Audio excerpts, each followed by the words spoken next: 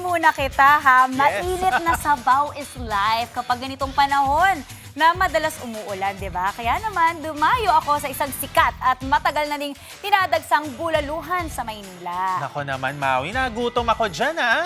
It's giving no need na nga raw pumunta sa Tagaytay. Ito nga ang bulaluhan sa Laon-Laan. Yan ang ating maagang food trip sa On The Go.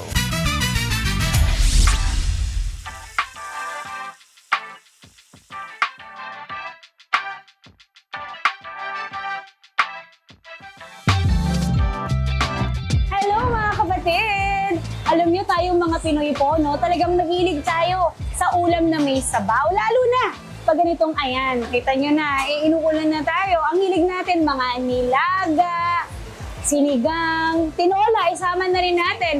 Pero pag gusto pa nating i-level up, syempre ang hahanapin natin, bulalo.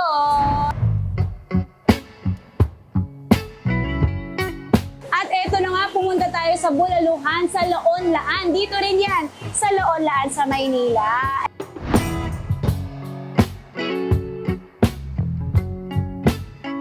Hindi lang talaga yung bulalo in order natin dito kasi ang balita ko, marami silang ibang specialties dito. Kaya syempre hindi na natin yan pinalagpas pa. Meron tayo nung inihaw na pusit, bangus pizza. At syempre, eto na ang talagang star of the show, bulalo!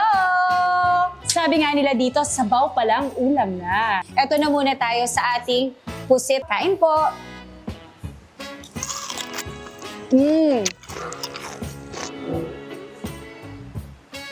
Ang sarap. Malambot siya. Tapos, lasang-lasa mo yung pagka-smoky niya, yung ihaw niya.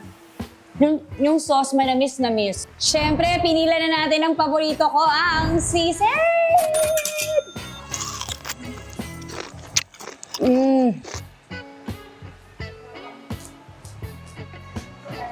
Ang sarap ng timpla. Crunchy.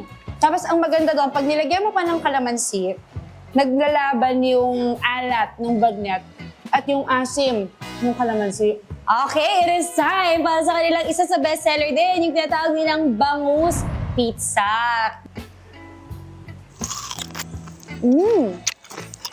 Mas gusto ko pag may sauce. Mas na-enhance yung lasa ng bangus, ng gulay, ng cheese. Naku, pag pinag-combine mo with the special sauce, talagang party in your mouth. At eto na nga ang star of the show! Sarap, hindi pa nakakawala.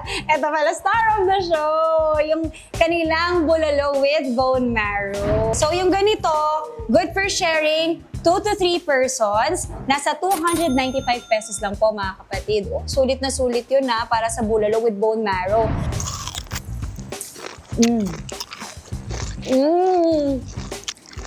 Ang sarap! Tingin ko sa pagpapakulo nila yon ng 12 hours, kaya po yung sabaw nila, talagang nanunuot yung lasa doon. Ang sarap nito. Sobrang sarap nito. Sobrang sarap. Nakakaiyak.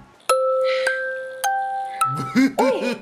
Medyo ba pala kayo? Sorry. Nakatulog na kasi ako. Di ba gano'n yung pag sobrang busog? Kasi nga naman, sobrang sarap po ng mga pagkain nila dito. Di ba, isipin niyo yun, tayo dumadayo pa sa Tagaytay para ba sarap na bulalo? Aba, hindi niyo na kailangan pumunta doon. And that is it for today's On The Go. From trending kainan to hidden dyan sa kanto, walang iwanan. Sama-sama tayo titikim sa On The Go.